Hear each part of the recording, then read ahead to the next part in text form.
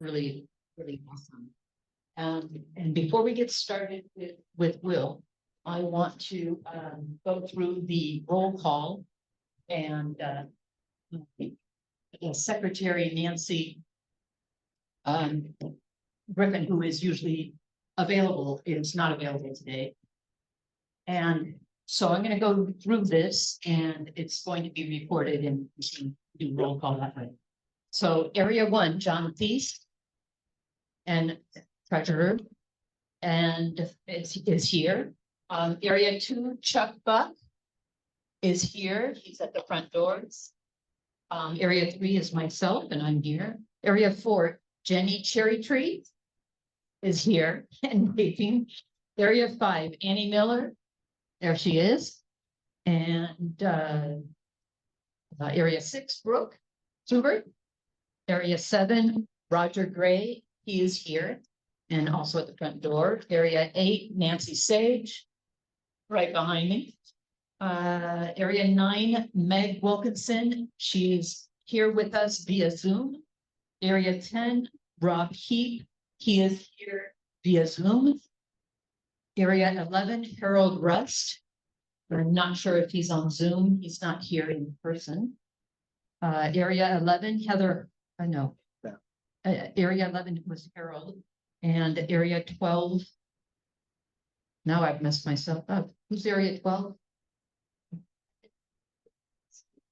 Okay, Area 13 is Heather Hart, and she is not able to join us today. Area 12 is Harold Russ. Okay, Area Area 11 is Rob Heap. Area 10, I'm sorry, yes. Area 11, Rob Heath. Area 12, Harold Russ. Harold Rust. Area 10 is Nancy Griffin. That's why I messed up. And Area 9, Meg Wilkinson is here on Zoom. Yes, Meg is here on Zoom. And the last board member, last but not least, is ex officio chair Mario Campbell, who is here. All right, I'm going to turn this over to, well, let me just run through before I give it to Jenny. No. I wish it was a talk, but anyways, I'm going to turn it over to Jenny in just a minute to introduce Will, but I wanted to go through the agenda for those who didn't have a chance to see it. After Will's presentation at around 7:20, we'll have committee reports, Palisades Neighborhood Association committee reports, and then at 7:35, public comment. So anything that hasn't been talked about, we're welcome to take questions from the audience for anyone. And then closing comments at 7:55 and hopefully adjourn directly at 8 o'clock. So feel free to stay afterwards to socialize a little more or ask me or anything else questions. Thank you. Good evening and thank you for coming this evening. We're really honored to have Will here this evening. He's our traffic engineer in Lake Oswego. He likes to say he can put up the no parking sign, but it's Sergeant Earl that will enforce it. So Will and Sergeant Earl are here this evening to talk with us. And Will, when he's not being a traffic engineer, he's also a father and a soccer coach. So he's missing soccer practice tonight. And I promise I get him out on time because he cannot miss bedtime routine. So come on, Will, come up to the stage. And thank you everyone who submitted questions for Will. He's going to answer those and then also leave time for more questions. Let me set up my computer real quick. I threw together a quick presentation. It's going to want to see my face for some reason. Okay, thank you everyone for having me tonight. I'm the city's traffic engineer. To kind of go into it, but as introduced, I'm Will Farley. I help the city engineer with for anything dealing with traffic, whether it be traffic management, traffic engineering, and transportation systems. I'm specifically for the public right-of-way. So I generally deal with road design, signing, striping, sometimes traffic operation devices, signals, stop signs. I've been a civil engineer for a little over a decade. I graduated Portland State University back in 20 2010, which was a great time to graduate, right into a recession. So I returned and went for a master's degree and got experience in transit, bicycle, and pedestrian infrastructure. So I'm a really big advocate on walking, biking, and using alternative modes. That's not to say I don't love to drive. I am the one that's usually responsible for driving my family around. It's all enjoyable to get around for me. In 2019, so I started in the private sector after school, working for development and consultants, doing traffic impact studies, signal designs, just general traffic engineering. In 2019, I made the jump and came to the city of Lake Oswego as the traffic engineer. It was a big change for me to go from private sector to public sector, but I felt like it'd be a great opportunity to use my knowledge to help improve communities. It's kind of just been my goal as a civil engineer to help better where I live and everywhere around me. So as the city's traffic engineer, as I said, I generally get overview of the public right of way, of road design, signage, traffic control devices. I really enjoy my job, and I always advocate that everyone walking, biking, rolling, and board driving should be able to get to their destination efficiently and safely. So going into what is traffic engineering? So it is a branch of civil engineering that uses research and accepted practices to maintain safe and efficient traffic flow. I get to use a whole bunch of resources for these accepted practices. I just threw some up here that commonly I go into: the Green Book, which is the design on how to construct a roadway. The one I always get asked to look into is the Manual on Uniform Traffic Control Devices. That is the book that's done by the Federal Highways Association. That is, stop signs are octagonal, red, have text this high, say stop. Speed limit signs are white with black lettering. It is making sure that any device here is similar to if you're driving over in Portland, Maine. It's trying to bring uniformity to the system. Signals are also in there. Your red signals on top, your yellows in the middle, the green is on bottom. It's just trying to make sure everyone can drive anywhere in the United States and know what the laws and rules are. There's also several resources from, and I love my acronyms. I'm going to probably go on. It's ICE, the Institute of Transportation Engineers. They do, what does a house generate in trips? How many parking spots does a certain development need? When is the proper time to use traffic, like traffic management speed humps or chicanes or any other devices? The other one I held up there is the NCHRP, which is the Department of Highway Research Program, which does all the nitty gritty calculations on you shouldn't have a crosswalk unless you have 25 people crossing in and out. That's when it would be the most effective. They get into the numbers of when it's best to bring some of these devices in. So I wear a lot of hats with the city. I assist in development review. So if a traffic impact study comes in, I assist the engineering supervisor with reviewing the traffic study and assessing what conditions of approval to apply to it. For instance, Lorac and Receipt Park, I got to review their traffic studies, which was done by a third-party consultant. And I got to pick apart their analysis. If I didn't agree with it, I got to say, okay, since you're going to be generating a lot of pedestrian trips, we need to have a pedestrian beacon in Burgess. It needs to be built this way, and this way to make sure it's as safe as possible. I also review engineering plans, so I get to review the frontage plans and the beacon plans to make sure everything's being built correctly and to the way that is acceptable to the city engineer. I review temporary traffic control plans. If you've been down Stafford, you've got a temporary traffic or temporary pathway on the other side. I get to assess conditions and say, okay, there's too many pedestrians crossing here or walking down this. If you close the sidewalk for 18 months, we better put them somewhere and don't let them walk in Stafford. Capital improvement projects are the city's projects in the CIP that are funded through the budget process. This includes like, let's see, the Blue Heron trunk line is going on right now on South Shore over by Blue Heron where they're rebuilding the sewer. The pathways projects are capital improvement projects. So these were recently brought in. I get to assist project managers on what they should concern themselves with traffic wise, like when can they do construction? Please don't construct next to the school during drop off and pickup. They don't always listen to me, but I do what I can. I'm also the staff liaison for the Transportation Advisory Board. This is a volunteer board with the city that gives advice to city council. They were the ones responsible for prioritizing which pathway projects we moved forward with. They are a really good group of volunteers that I try to give them kind of a similar update every 3 months of here's what's going on in the city. And I'll sometimes have a task for them to help me coordinate with city council. Transportation system plan is our wonderful document that has basically every project identified to help support traffic in the next 20 years. This is a planning document. It's a living document.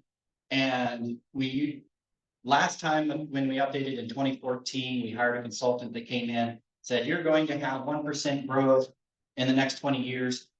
Here's everything you need to support that growth, and here's what the neighborhood associations request as well. So there are projects identified by neighborhood associations in that plan. Traffic signal operations, I work with Clackamas County. We have an intergovernmental agreement with Clackamas County to maintain our signals, but I am the one that helps. We need different timing on 8th Avenue. We need coordination on Boones Ferry Road. We need different timing for pedestrian lights. I kind of spur them on what kind of changes I want to see in the city. Regional partnerships, I'm a liaison for the city engineer to some of the groups with Metro, Clackamas County, ODOT. I sit in on meetings and kind of just advocate for the city as well as the region. And then last hat that I have up here, but definitely not the least, is I listen to neighborhood concerns and I try to find what is the best engineering thing that we can do to alleviate a safety concern. So a lot of hats. With that, some common concerns that I hear from neighborhoods.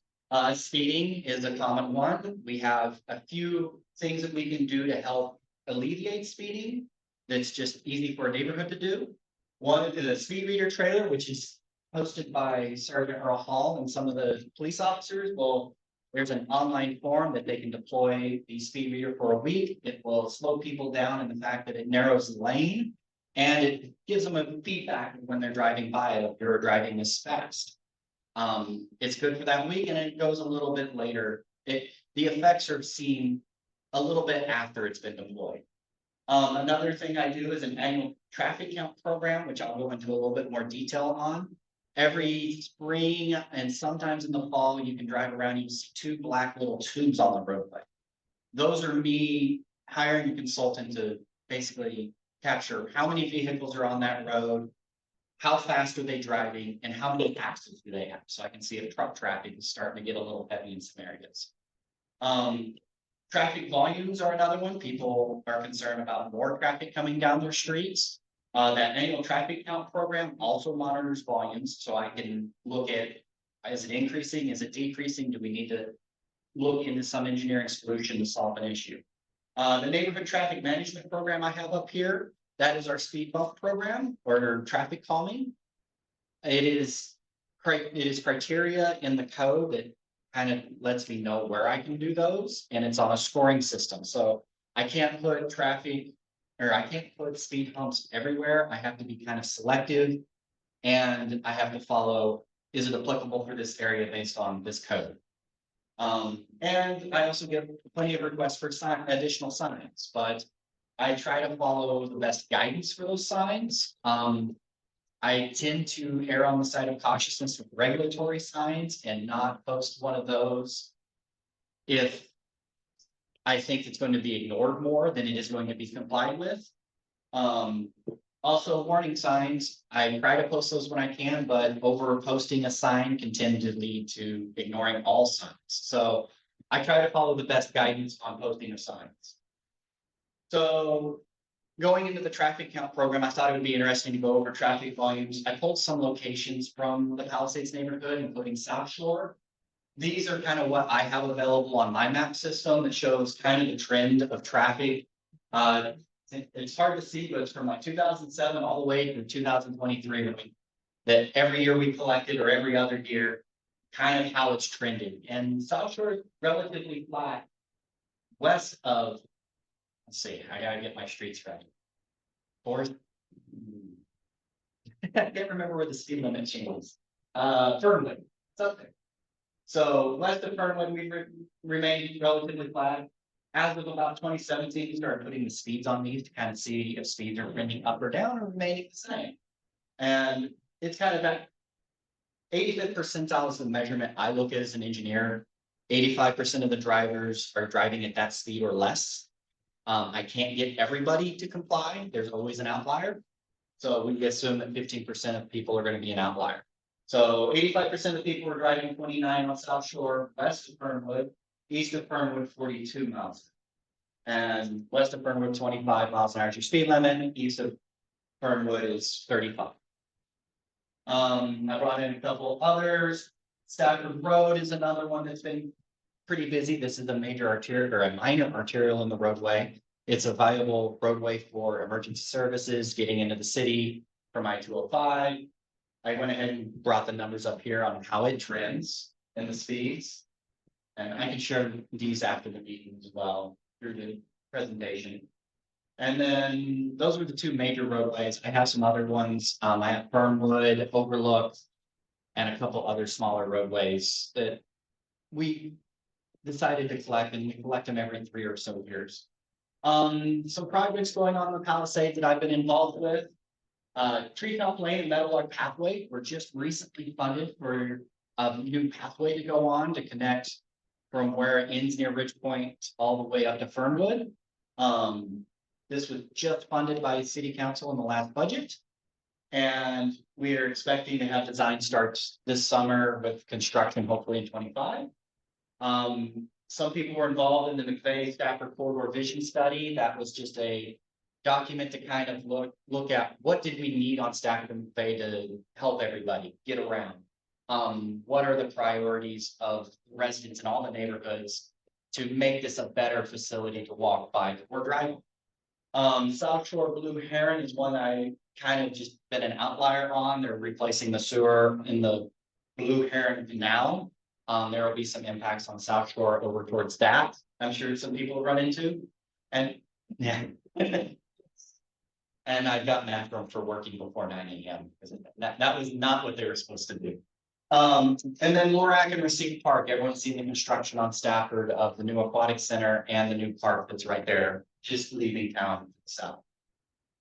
So with that, that was just my overview of kind of what I do with the city and some of the projects, some of the things I can mess with. I'm opening up to any questions in the room. I do not do potholes, but you can report them to me and I can get them to the right people. I have a connection at the operations crew. They get to put up the signs and I can tell them kind of bring up concerns of where to address. So if we have potholes, we can get it to the operations. Yes, sir. We have, city have, radar control speeding. Consider radar speed control. So I think we just got legislative authority to do radar. That is going to be more towards enforcement if the police want to have a radar enforcement program. Our speed reader trailer is informative. It uses a radar to basically feedback. We have some feedback signs. One on Quarry that does radar feedback. But ticketing through radar is not something that's outside my purview. It'll be up to the enforcement to adopt that. I believe it has to go through like city council. They haven't adopted a program, some outreach, and the police department needs to get fully behind that to support it. We use the website to send questions in. Yes, we could. And we'll Yep. just use the Okay. rest of his presentation. I don't know what it is, so. So we're gonna have to see, like, Yep. Mr. Connors had the question about the Lake Oswego School District and the parking at Lake Ridge High School. Lake Ridge High School the Lake Oswego School District is separate from the Lake City of Lake Oswego. It is a different entity. I don't have any ability to compel them to change anything that they do on their property. I can make a strong suggestion, but that's where my that's where my power ends. They get to make their own decisions. Thank you for that. So my question was, given the current situation, they, does, traffic engineering talk with the school board, about long-term planning and a long-term vision? And depending on what the answer to that is, what can you share with us about what that might look like? So I have not been able to talk to them about a long-term vision. Like I said, I'm just striping and signing in right of way. Them being a private entity, they get to decide what they want to do on their own property. Well, they're allowed to park in the public right of way.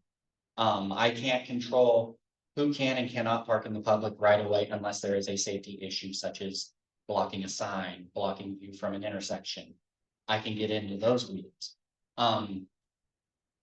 I have talked to the school and kind of asked them to try to change up their parking policy to get some people out of the street. Because I can filter comments from a neighborhood to the appropriate party, and I've made that attempt. But we haven't gotten much success. It is something that the neighborhood probably has to go directly to the school board and the school board. I will, if you, two things, if you would repeat the question, so that the folks on Zoom can hear it a little better. And then second of all, one of our Zoom neighbors asked the question, if you would address regulations regarding e-bikes and kids on e-bikes. Okay, e-bike, this was a fun one this summer. So the police department has been really good on helping enforcement with this. The regulations on e-bikes is 16 and over are allowed to ride them. You're not allowed to ride on the sidewalk.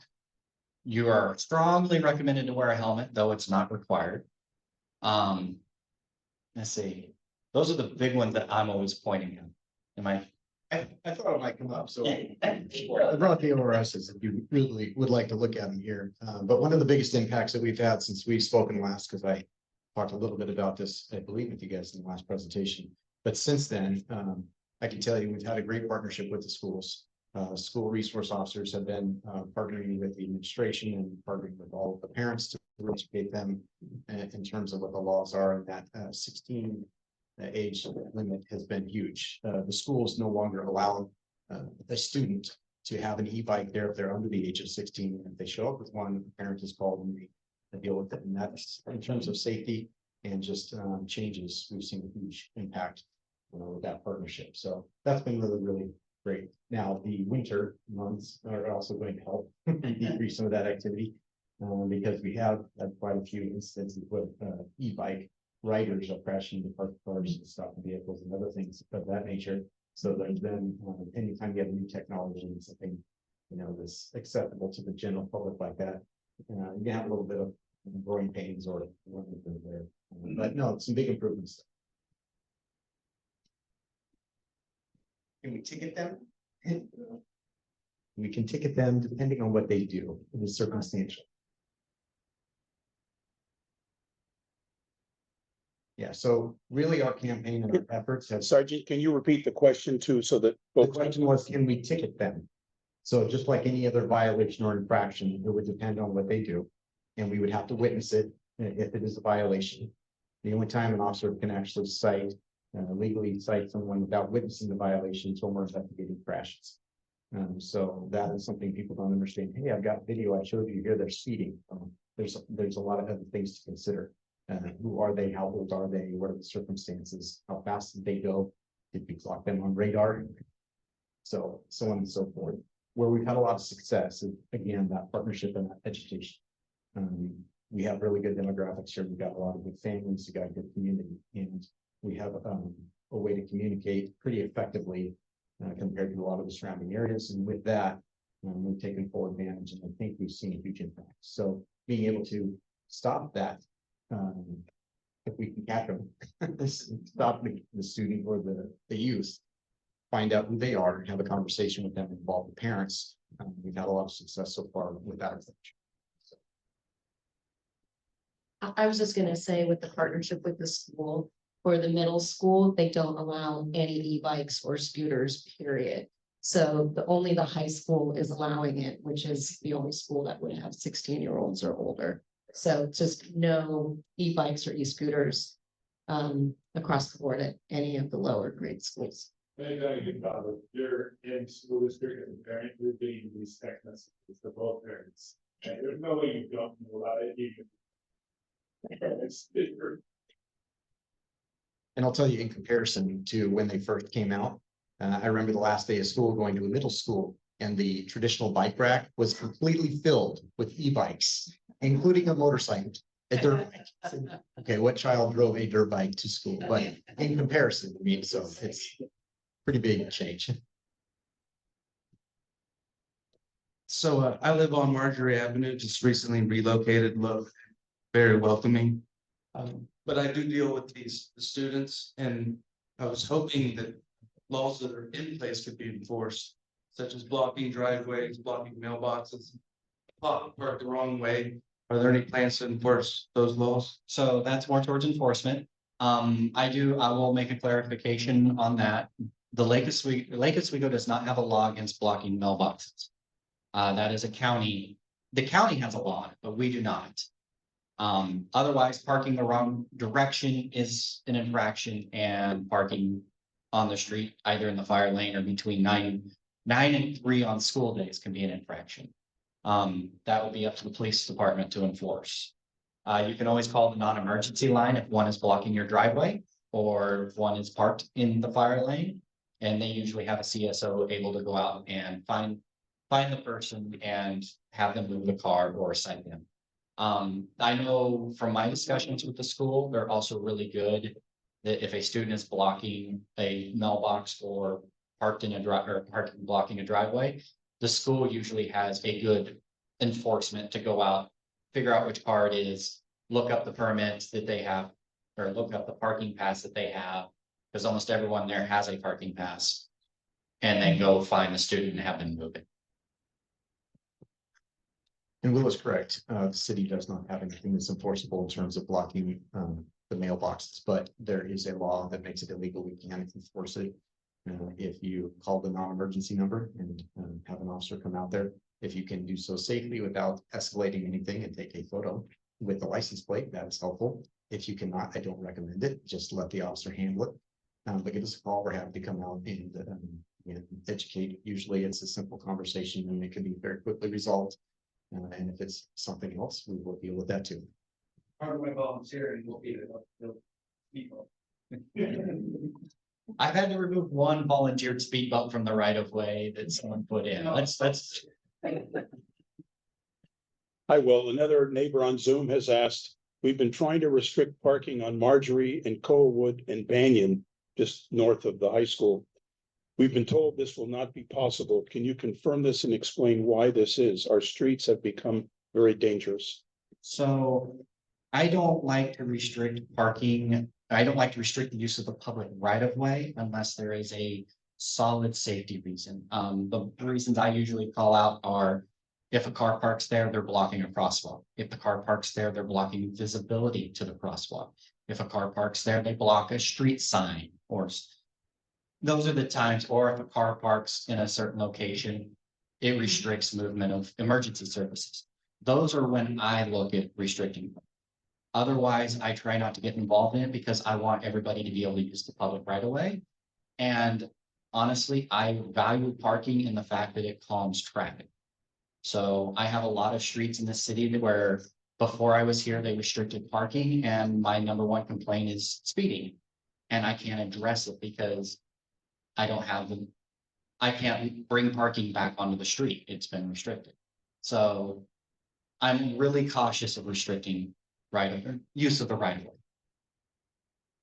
We have time for one more question, and I know we had a list of questions too, so there's one about. Does anyone have another question here or online? No, that's it for online. I had another question that I submitted on. Is it about the lines that no? My question, Will, and you kind of spoke to this. We do have signage in the neighborhood, the Lake Ridge neighborhood, the streets that you just mentioned from our last question that touch the Lakers campus. No disrespect, Sergeant, but, that signage is not enforced. And, I was wondering, and my question is, would over engineering, and what I mean by that specifically is more lines, more flashing lights, and I think they're not enforced because of staffing. To me, that seems a cheaper alternative than hiring another police officer. You know, if that saves a life, it seems a better way to go. And so is over engineering a solution for some of the traffic safety measures? So over engineering comes with its own problems. Take for instance, stop signs. I love to look at stop signs and how they've been deployed before I was here. When a stop sign is deployed in a location, it's not warranted, or it really doesn't have the supporting traffic to make people comply with it, people start to ignore it. This tends to become a problem when you have vulnerable users near that stop sign that are expecting everybody to stop. And over time, people start rolling through it. No conflicting traffic, they go faster through it. It's one of our big tickets in the city of failure to comply with the traffic control device. So over engineering can tend to backfire in that you may create a dangerous situation. But the analytics that you know, listed earlier, the resource for your engineering decisions, or the help with your engineering decisions, how do they factor in the variable of lack of law enforcement to enforce existing laws? So Is over engineering a potential solution? So the question is over engineering a potential solution to not having the law enforcement to enforce devices. I don't think over engineering is the solution. It's the documents that I had up on the screen are years and years and years of back data of trial and errors. I mean, engineering is all about failure. It's experience from other failures of like, this is the best time to install no parking. This is the best time to provide a crosswalk. This is the best time to put in a traffic light. And when it is shown that when you're not following those rules, you get more non-compliance. The stop sign is the big one I always like to do. Stoplights. People run stoplights when they're not installed in a proper location. It's just the data shows that if you don't follow these guidelines, and they have multiple, it's not just one guideline. There's usually a set of guidelines. Like, is this met? If not, is this met? If this is not, is this met? Or had this happened? There's several criteria to meet. If one of those is met, you can do it. But I think over engineering, you start running into consequences of just non-compliance, of causing non-compliance elsewhere that's not in the area you're engineering for.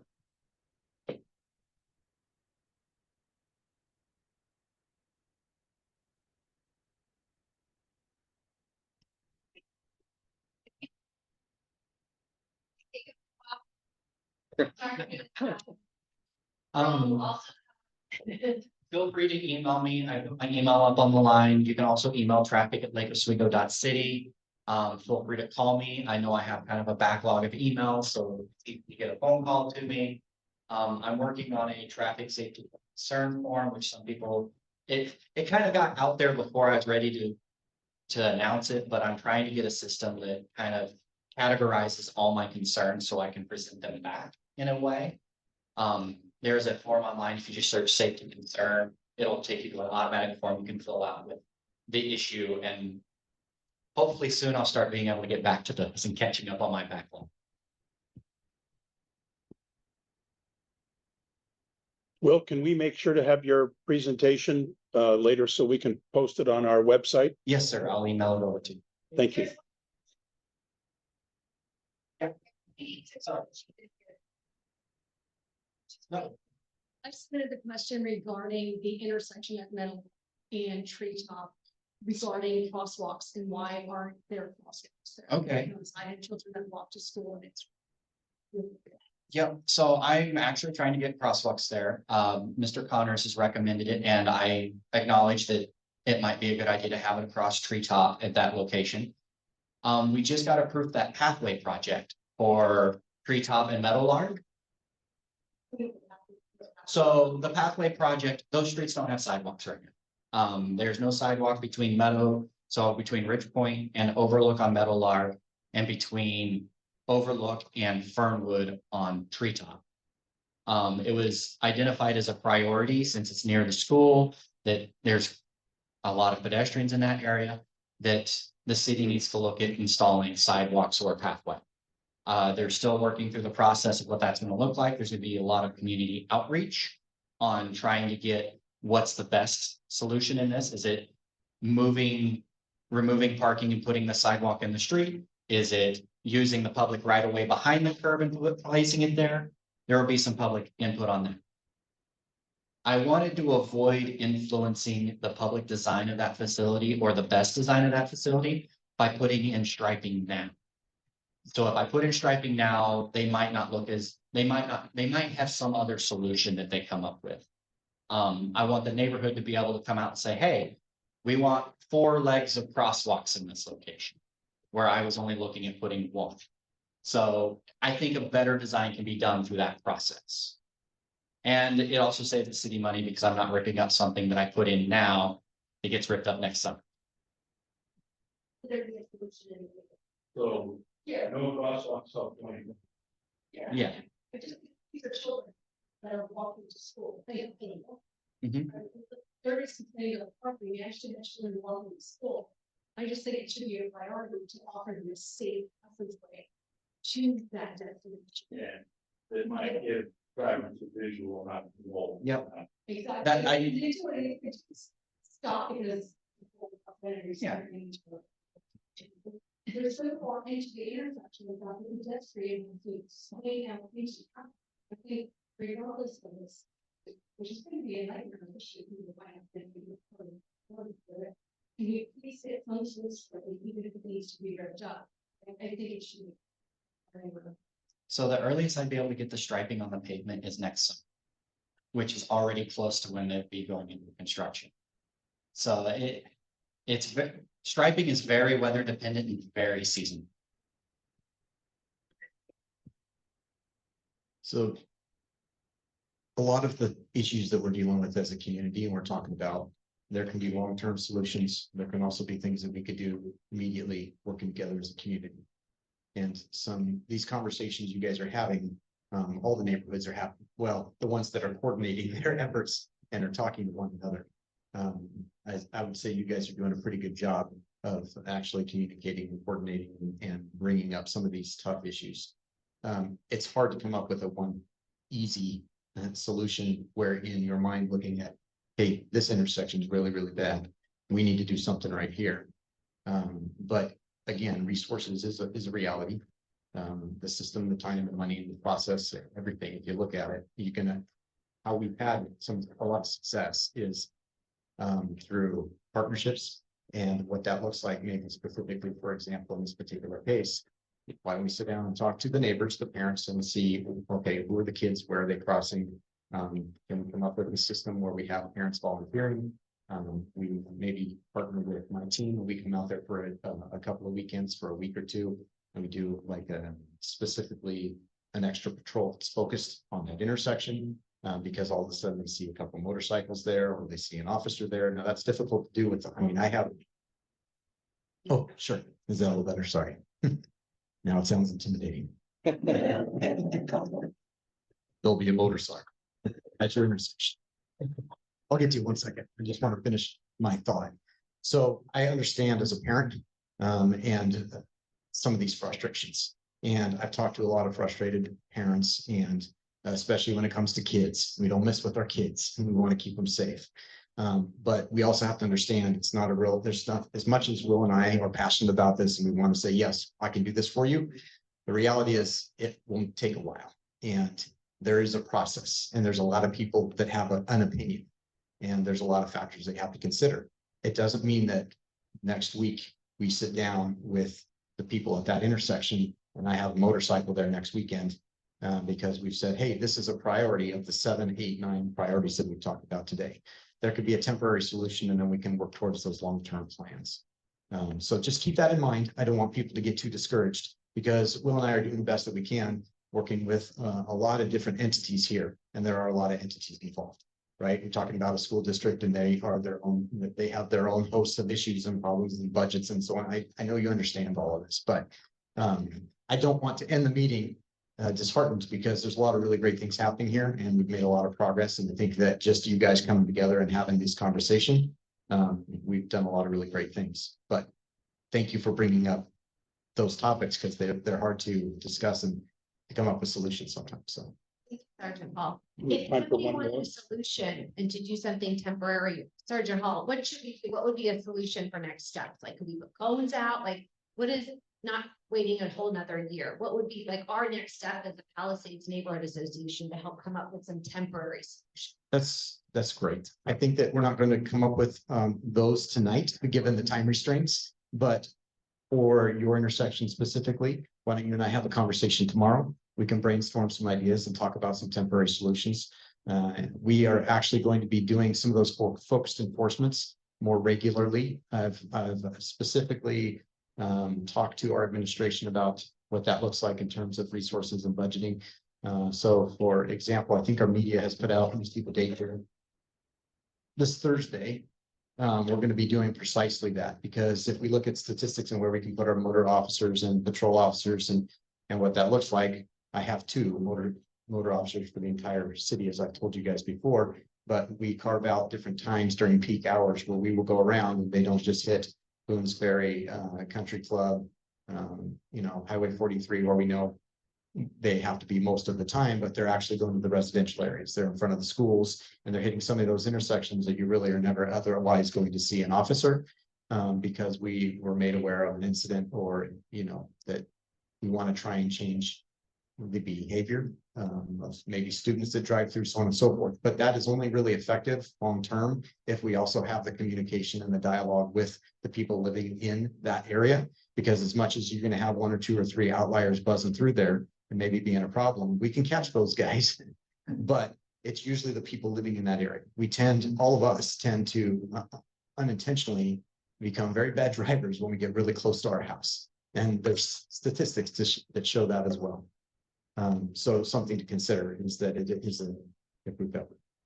Just for the record, striping that intersection has already been tabled for 1 year.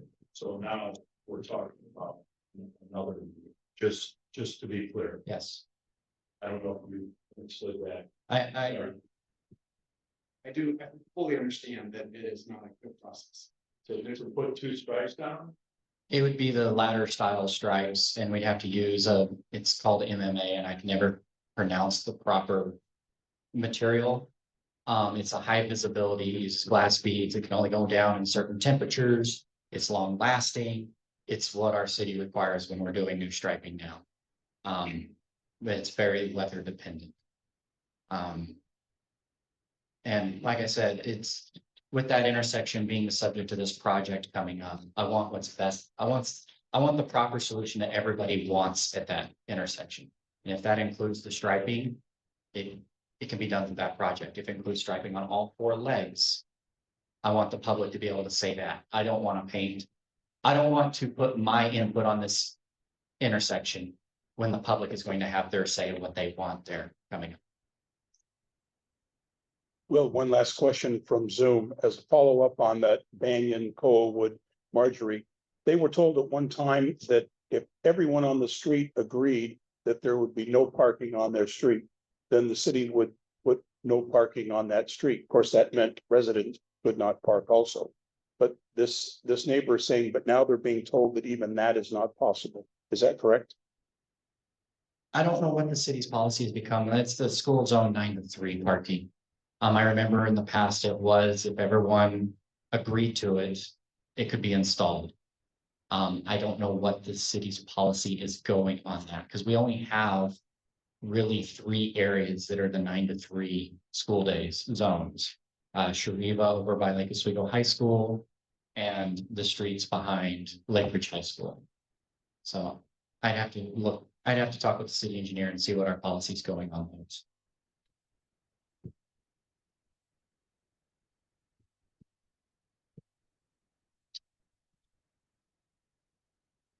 Thank you, Will. Thank you, Sergeant Hall. And your question was not answered. We'll go back through the questions and I'll follow up with Will and make sure all the answers are answered. Thank you so much.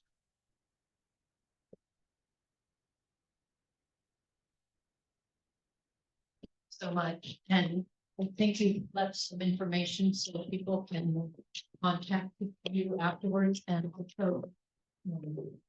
Officer Earl Paul has generously brought some bags and he'll. I don't know how many longer you're gonna be here. That's real. Oh, well, I think that they're gonna have to take off, so if anybody wants one, please come and get it now.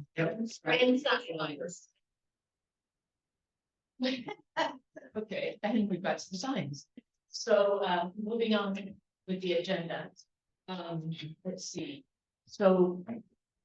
Yeah, okay, so we're gonna do committee reports. And we're gonna start with emergency preparedness. Which is an important topic in our community, that we individually be prepared for disasters, whether it's an earthquake, a flood, an ice storm like we've already experienced. Here's Rick.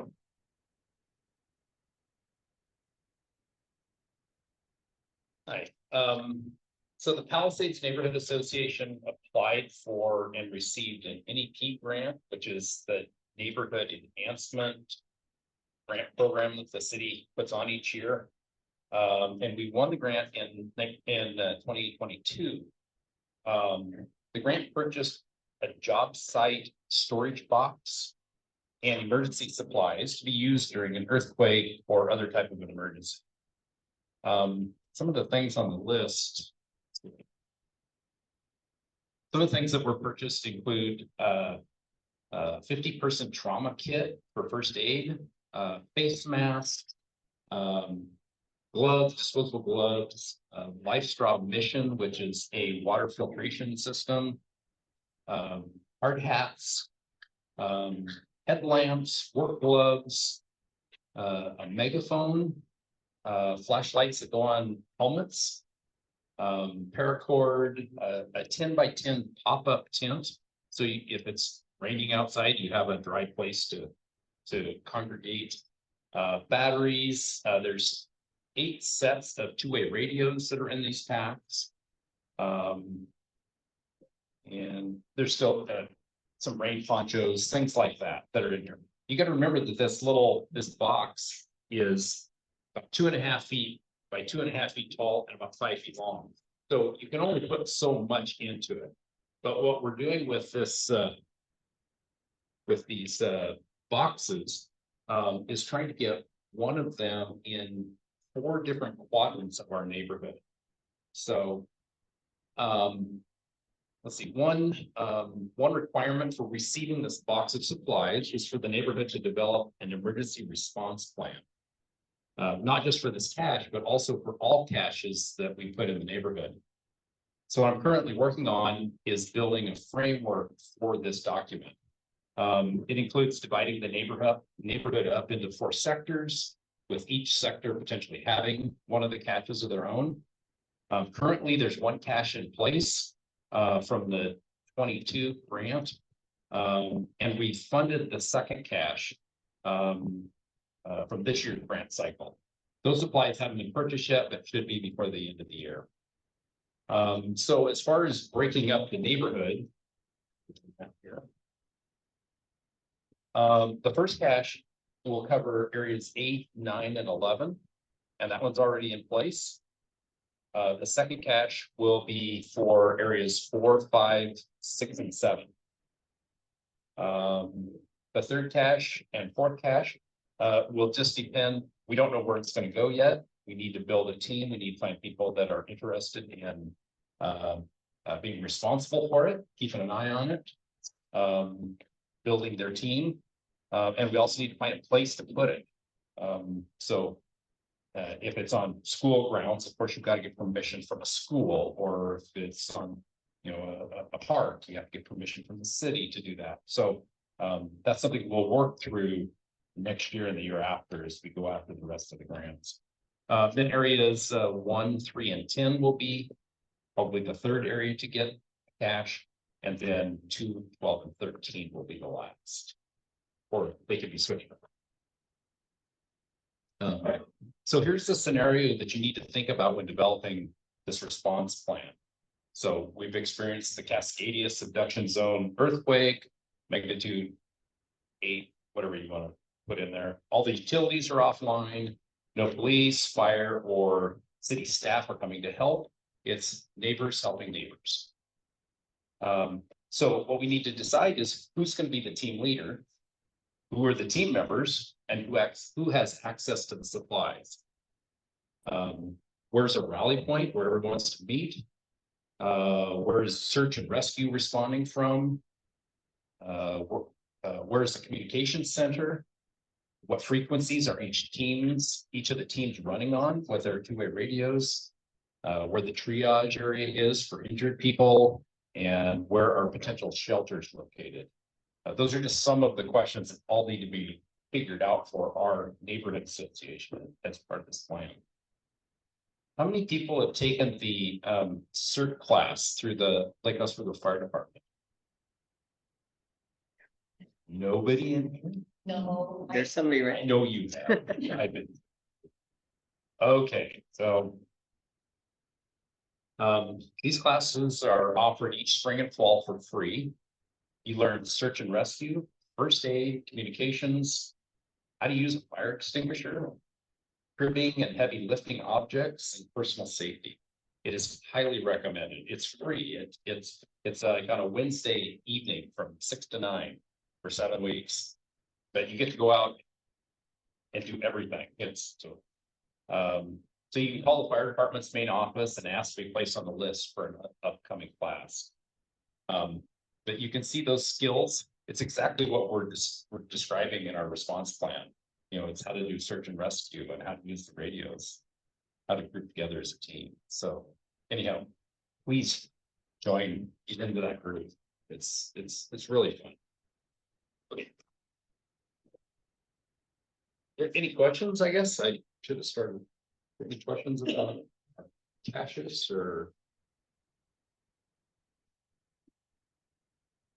So the team leaders will have keys. So it'll be a select group. Anybody can be a team leader. Somebody that wants to be responsible for that box of supplies, and for a team of 5 that will have access to it.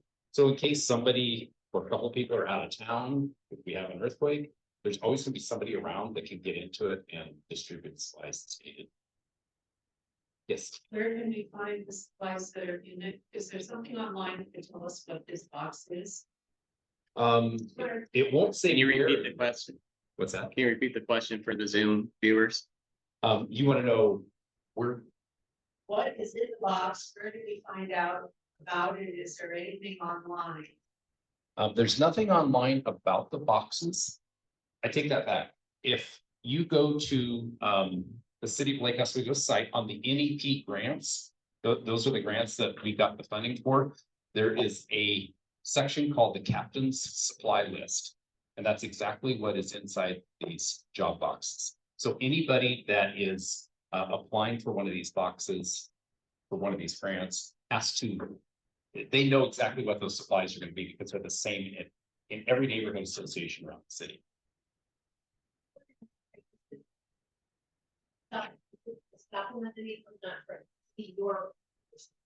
Right.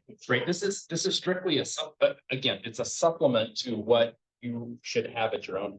Now, if you've gone through the CERT program, you've already got a vest, you've already got your green hard hat, you've got your work gloves, you've got all these supplies already. But for folks that don't have it, these are just kind of the last supplies to kind of supplement the neighborhood. Thank you. Also, I'm just gonna, thank you, Rick. Rick has done many years of emergency prep. He and I have worked together for over 10 years, and I don't know, I mean, he's the leader, but he's, so preplo.org is the place to go for all information and more questions. It's an amazing website.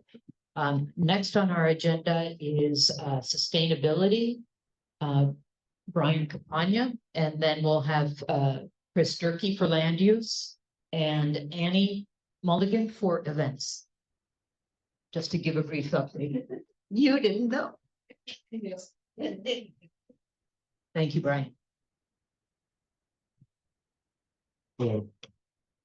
I'm Brian Campanon. I created a sustainability board because I thought it was important to have that in the P&A. Kiki also helps host this. Basically, our goal and what we're trying to accomplish with it is a few different things.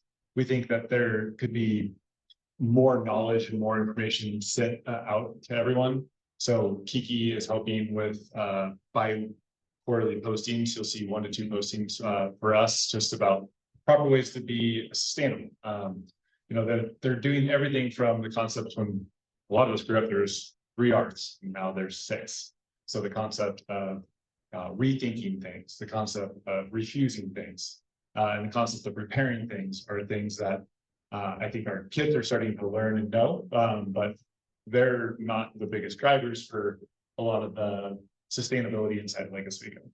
And so one of our most recent posts was as simple as discussing when the rain's coming, what to do with your patio furniture. I think a lot of these things we have in the back of our mind, but if our organization can help bring them to the front of the mind at the right time, you won't be taking time to scrub moss off the patio furniture or having just somebody give you that proper reminder to treat things a different way. A lot of this came from just different days when as simple as walking down to public areas, walking down to the lake easements and seeing life jackets and different pieces that were left out. And you know, you knew no one was going to walk down the stairs for 6 months to pick them up. This becomes a compounding problem when we look at 2020. Inflation transpired, purchasing of goods became super expensive, 30% more overnight. So the idea of taking care and treating your goods properly will allow sustainable approach to spending less money, less infrastructure going in, less factories, less repetitive components. So we're haven't really got into this different topics about different brands that are more sustainable. But that's our goal with the company, or with our table and our group, is to make sure that people can have it at the top of their mind. And the final goal is basically to take thoughts and put them into actions. So we know it's ever changing, and planned obsolescence is a big part of corporate's financial profits and models. They know if they make something that breaks down, that you get to buy more of them. So our goal is to help teach people how to, in an ever-changing world, still have those items that last for a long period. That's a little bit about our group.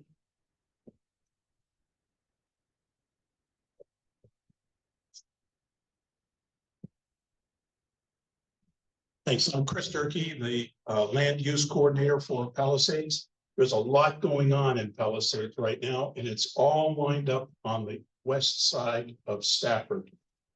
Starting at the top is the renovated golf course and the Lake Oswego Recreation and Aquatic Center, both of which are well underway. Then farther south, just at the intersection of Atherton there by the roundabout, is Receipt Park. Receipt Park Phase 1 is under construction. Phase 1 consists of the skate park, which will be at the northeast corner of the Receipt Park site. So it'll be close to Stafford, up toward the north end, closer to Overlook. So that's a skate park. Also part of Phase 1 is a restroom building, a small parking area, and a drive entrance that will come in off of Atherton. And then a lot of utilities and infrastructure, not just for Phase 1, but anticipation of Phase 2, which will happen if and when it's funded. It's not funded yet. And that consists of a play field and a family play, a picnic area and play area for kids. So then the fourth project is the development of the C3 church site, which is just north of Receipt Park. And right now, it's not functioning as a church. The Bethlehem Preschool is there in full operation. And Ken Allen, who I'll hand the mic to in a second, is the developer of that project. And Ken has had several meetings soliciting input and thoughts from the community. These are not required by the city. He's really ahead of the game in inviting neighborhood input on what might go on that site. It'll be some kind of housing project, but the densities and the size is still unknown. So, but I think the process that he's going through is commendable in engaging the community early in the process. So, Ken, you want to give us a few words on your thoughts? Sure, I just thought I was bringing the microphones up tonight, so thanks, Chris. So Chris and I had a very productive and healthy discussion today. If I could reflect on that, Chris and a few of the other predominant neighbors went into the city yesterday, was it? Yeah. So met with planning, Jessica, and was there transportation, Evan, the engineering. And what they did was they said, hey, this new development's coming to our neighborhood. What can we expect from connectivity, from pedestrian to transit and city? And so how can we help shape this development? So we had a really healthy discussion, or you guys did, you conveyed that to me. So I just appreciate the opportunity I live in the neighborhood. So I got a double burden of stewardship and do it the best we can. And so I thought, Chris was the first fellow I met going, okay, let's talk about how we can bring this to the community. And you guys have been really very open to having different community meetings. We've had 3 or 4 of them. We've probably reached over 200 or 300 people. And in mid-November, we're going to bring another version of our concept plans forward. And you're right, it's mostly centered around some resemblance of housing. So not commercial and not, big hotel or something crazy, but something that fits with the community. Yes. Thank you. There was at one time a meeting scheduled for tomorrow night. That meeting has been postponed. So it'll happen sometime in November. And just keep looking at the P&A website. It'll be posted there. Thank you, Chris. Annie, with events, Annie and Kiki have done an amazing job, and I know Brooks helped a lot also in setting up this venue and other events. And she's going to tell us in 1 minute or less because we're running short on time. Good, challenge accepted. Hi, I'm Annie Milligan, and I'm also chair of the events committee and co-chair with Kiki to help organize today. But our main goal is to have fun events. We want to bring the picnic back in September. Hopefully, also have some type of winter event when everybody's hibernating to get the neighbors out and mingling. A lot of young families, a lot of older families who would be great to get the two together. So if you would like to join us and help put on some events or have ideas, please feel free to email Freddie. I don't have an email address or anything like that, but she can pass the word along, and I look forward to meeting everybody in the neighborhood. So you can reach any of us through the website, palisadesneighborhood.org. And also there's the donation information on the website. And thank you to everybody who's donated tonight already. It really helps us. We're all 100% volunteers, but it helps us get things like the paying for the website and paying for signs and a number of things. So even a small donation is super helpful. Let's see. We at 7:35, which is just about now, I want to open it up to any public comment. And so we might have to cut our committee reports short. Is there anybody out in the audience that has anything they would like to ask? Okay. Oh, here we go. Hold on. Thank you. No, please. 2 minutes. 2 minutes, please. So pretty straightforward question. The aquatic center, are they gonna create turn lanes? So traffic will not back up, trying to get in and out of the entrance of the aquatic center and I'm guessing the golf course and I don't know what that's gonna look like during the summer. You can answer? Okay, Nancy?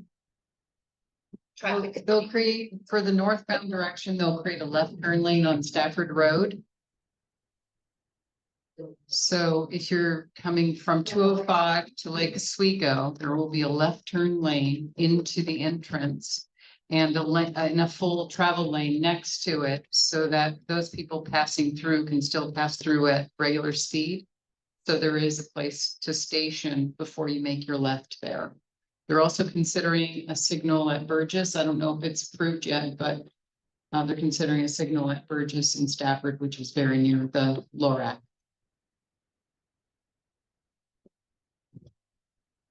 What would keep the high school students from parking there? Seems a lot closer than down in everybody's neighborhood.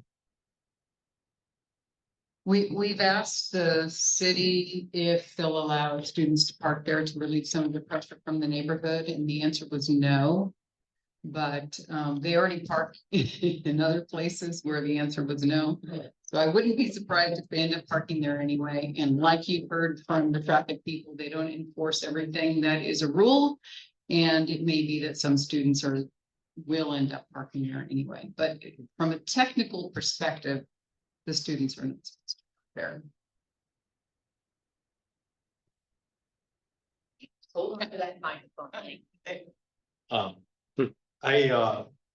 As I was preparing for tonight's meeting, it occurred to me that I was unclear, so I thought I would ask the question. What is the Palisades Neighborhood Association's official position on the Lake Ridge parking situation? As an organization, are we opposed to that? Do we have an official position? I've really taken your lead on this. Bill, all the information I have, I gave to you. And so I don't have anything to what end do we need an official statement? Well, I don't want to take too much time, but if I would then motion, if I'm allowed to do that, that the neighborhood association go through the proper protocol to take a position, because I mean, I live in the Lake Ridge neighborhood, so it's critically important to me. For other folks, it's not so important, and I understand that. But I would motion that we go through the protocol and take instead of an official position, because if we're opposed to that, or if we have a strong position on resident street parking and we oppose that as an association, then I think that gives us credibility to go to the next level, which would be perhaps city council or. Okay, I hear what you're saying, and let's talk further offline and see how that can happen. Did you make a motion though? Is a motion? No, we're on the not doing table? that. Isn't this a general meeting for everybody here? Excuse me? Isn't this a neighborhood general meeting? Is there any seconds? I mean, there was a motion placed on the table. That's what I would motion that the Palisades Neighborhood Association take an official position on Lake Ridge resident street parking. Whether we're officially opposed to it or whether we, for lack of better terms, think it's okay. Do I hear second? Like, I don't know what. Like, if we don't park in high school, then it's next, it's just the public that is. I think we need to figure out what this means. Well, I thought Will made it clear that the city, you know, that that's not illegal to allow parking on. It's not. So I don't feel like it's appropriate for us, right, as a neighborhood association to take a position on something that's not illegal. It's the public right of way on the street. Right, right. It's a public right of way, so it seems like I don't know how you go about maybe changing the laws. Sounds Maybe like, come up with, you know, this is a concern of the Palisades Neighborhood Association. What can we do to work with the school? Because that's where we're gonna get the change is at the school level. And maybe Ken can say something, because you have connections at Lake Ridge High School. But maybe these are one of the things, just like with the striping, what can we do to create solutions? You know, can we get more people to walk? Could there be incentives? We work with, there's a problem. What is the association can do to solve it? Because we can't change the laws. Maybe it's not a problem, that I guess that's part of the question for the neighborhood association. It's certainly a problem for me, and I think it's a problem for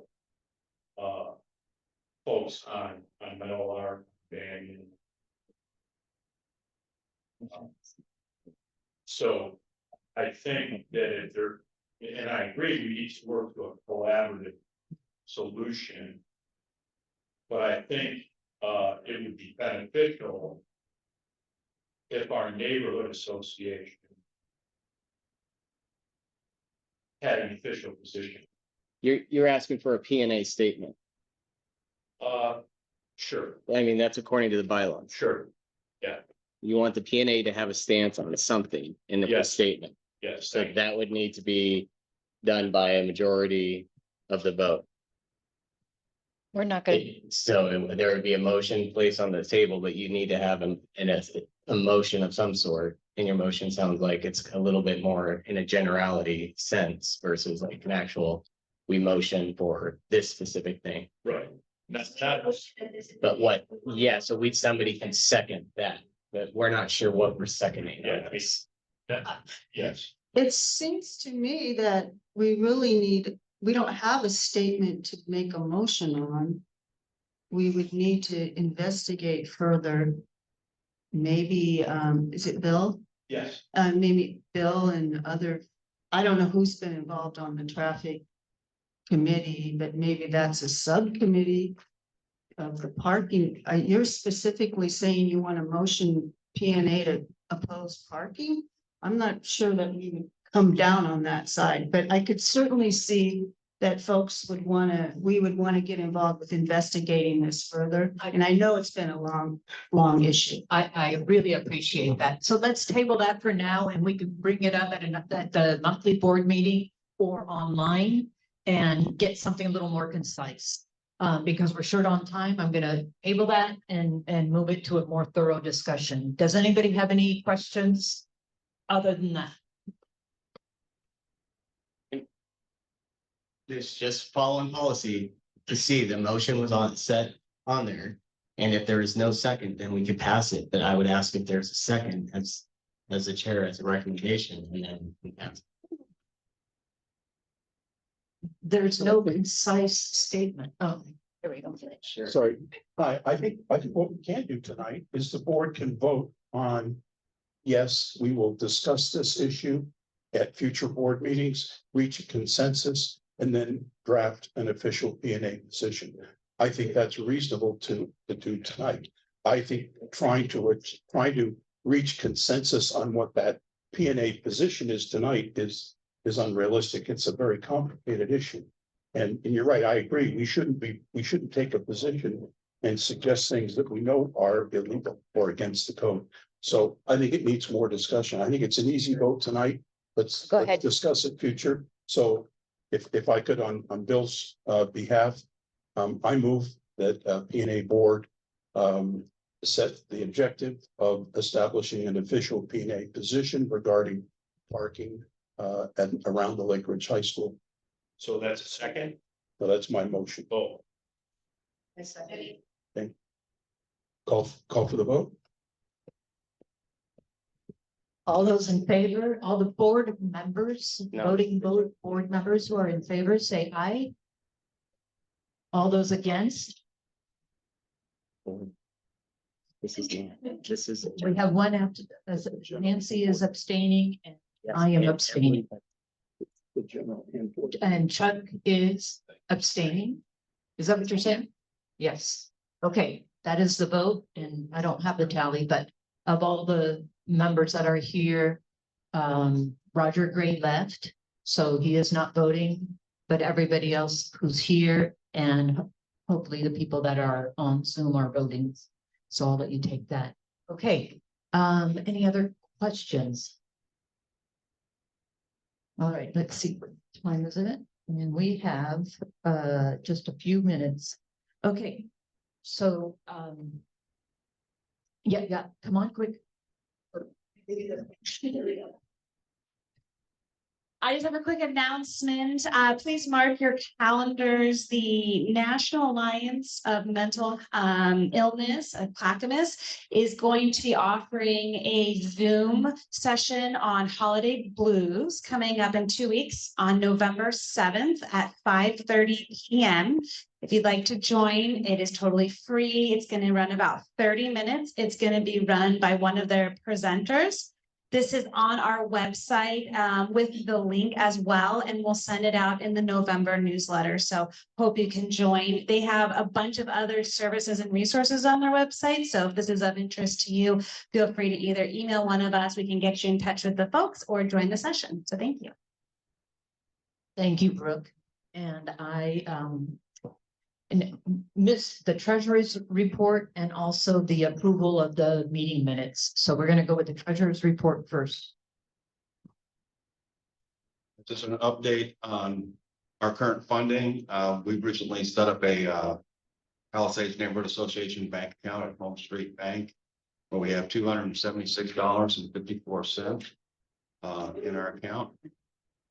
There's a $200 minimum before we start getting monthly fees, so we're above that.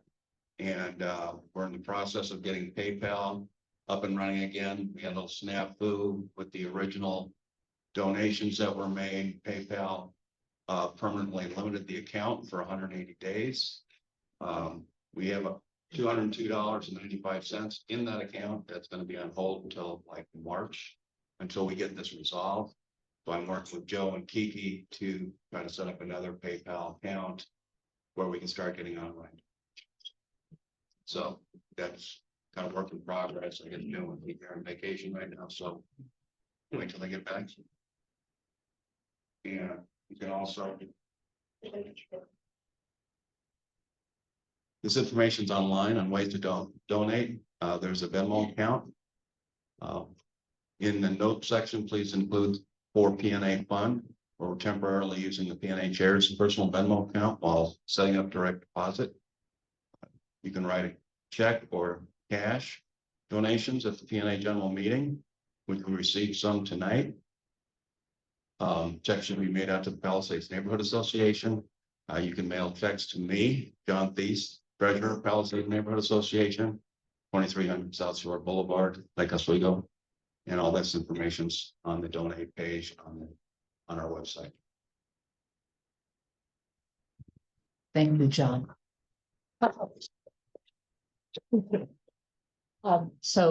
Before I get on to other committee reports, only in a few minutes, I'd like to ask the voting board members if someone will make a motion to approve last month's meeting minutes as written. Do I have a motion? Motion to approve last month's meeting minutes as published. Do I have a second? All those in favor, raise your hand, please. All board members. It's unanimous. Thank you. I'm going to ask again if there's any questions from the audience. Otherwise, we'll finish our committee reports and finish right at 8. Let's see. Yes. So Nancy Sage is Parks Committee Coordinator. Hi there. I have just a short report. I participated in a forum between the Lake Oswego Parks and Rec Department and key members of Lesher Farm. and the Stafford Area Neighborhood Association along with Palisades for what is the future of Lusher Farm. And it was a productive forum. Everyone that participated said to the city that we want to maintain those 100 acres as agriculture and education as they are today, with no encroachment for other park uses. There is a Lusher Farm area master plan that is going to the county to confirm and get the county to agree on the master plan. So that's underway. The master plan is on site if you want to look at it on the city's website. As well, Lusher Farm is looking for a safer entrance for cars and parking because the current one is not very safe. And there were ideas on what the possibilities are, but no conclusions were made. So they're looking for changes around entrance and parking. And that's a summary of what happened there. Does anybody have any questions about that? Yes, Carol. I got a question for that. Can you give up thank you. I got a question about the long-term plan from the city for the Stevens Meadow. Now, that's such a beautiful area, and right now is when, to me, PNA could be making a big impact on what makes sense for the long term in that area. It's got great potential, and we ought to be the ones to drive it. I don't have any specific update. The Stevens Meadow, it's considered a natural park, and so will be undeveloped in the sense of, more infrastructure going in there. The intention currently is to keep it as green space. Are you looking for something specific to happen there, Harold? Yeah, I suggested to them that they get involved with individuals donating fruit trees and to plant fruit trees all around it. You still preserve the natural setting. And if you got it involved properly, it could be a great way to provide fruit for different individuals. And frankly, it could be a real asset to the community. Okay, I will take that to the Parks Committee. Thank you for the suggestion. That's all I have for parks. Who's next, Frederick? I was just asking Chris Durkee, land use, if Go look at the map. he's if Stevens Meadow is even in the Palisades neighborhood. It's outside the PNA. The city. Yeah, it's on the city charter. Okay, so unfortunately, we have not, I don't think we can do anything. Neither is the other parks. The other parts are in Receipt sure is. Palisades neighborhood. Oh, yeah. Oh, yeah. Did you have? Just gonna say, I believe Stevens Meadows is one of the 15 national parks that is in the city's charter to remain the way that it is without development.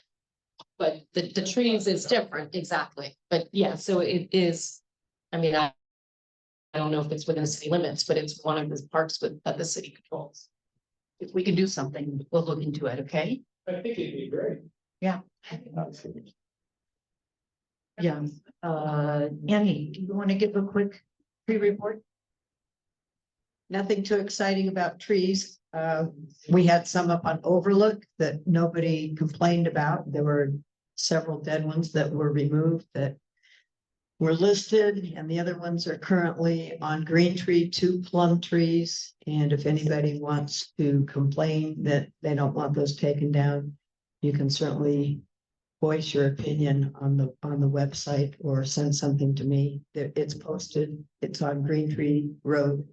So they're not any big 100-foot sequoias, in case anybody's interested. The other ones that have been removed, unfortunately, nobody complained about. They were, in case you're the tree huggers or the non-tree huggers, those were used or cut down for some residential areas. So you have to kind of keep your eyes open because it only affects about an area of about 1 square block, which is your block, unfortunately. Thank you, Annie. And when you say people can look at the website for the tree permits, you mean the city website, not Palisades Neighborhood dot.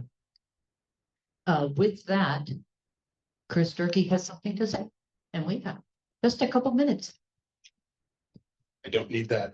One of the comments from our neighbors, Al Calabria, who is the past chair, says, I just want to thank you and the rest of the board for your leadership and commitment to our neighbors. Glad to see every board seat filled and so much progress on committees. Much appreciated. I concur. One of the things that Al is referring to is that of the 13 areas that comprise Palisades neighborhood, this is the first year that I ever knew, and I've been doing this for about 12 years, that we have an area rep for every area. But that said, Harold is area 12, and he's looking for somebody to help replace him. So, Kim. I'm Kim Beeler. I'm the new traffic coordinator.